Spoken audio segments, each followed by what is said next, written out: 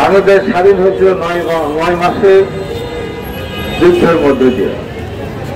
আর সেই 7বার যুদ্ধের সময় যারা শহীদ হয়েছিলেন, যারা আহত হয়েছিলেন,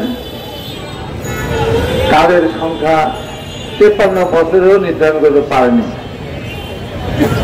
সেই সময়ের অবস্থা এখনকার অবস্থার ভিতরে অনেক পার্থক্য।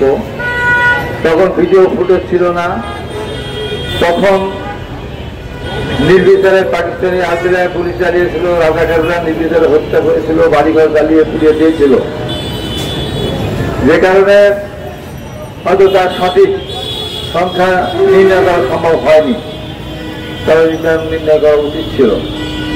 আহত যারা শেষে হয়েছিলেন, শেষে আহতরা সবাই চিকিৎসা পাননি।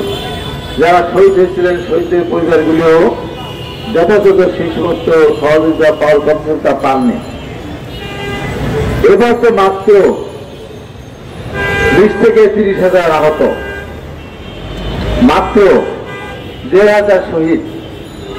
এই ডিজিটাল যুগে আজ পর্যন্ত শহীদদের তালিকা সম্পূর্ণভাবে প্রস্তুত হয়নি।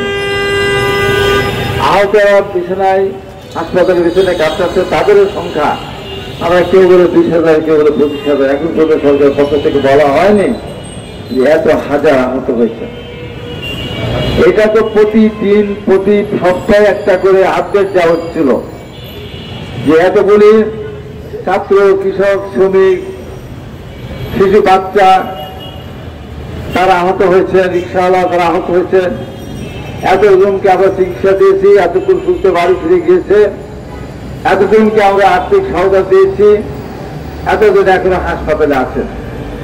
আমরা কোনো কিছুই দেখতে পাইনি, কিছুই পাচ্ছি না। প্রতিদিন হুঙ্কার দেওয়া হচ্ছে, কত ধরনের কথা বলা হচ্ছে, কত সংস্কার করার কথা বলা হচ্ছে, কত সংস্কার কমিশন তাদের রিপোর্ট পেশ করছে, কিন্তু কোন সংস্কার কমিশন দেখলাম না যে আহতদের নিয়ে একটা সংস্কার কমিশন গঠন হয়েছে, আহতদেরকে তালিকা করার জন্য একটা কমিটি হয়েছে, শহীদদের তালিকা করার জন্য একটা কমিটি হয়েছে, আহতদের চিকিৎসা দেওয়া হয়েছে, তাদের খবর রাখার জন্য বা জনগণের কাছে সামনে প্রকাশ করার জন্য একটা কমিটি হয়েছে। তা তো হয়, এটা সবচেয়ে বড় দরকার ছিল।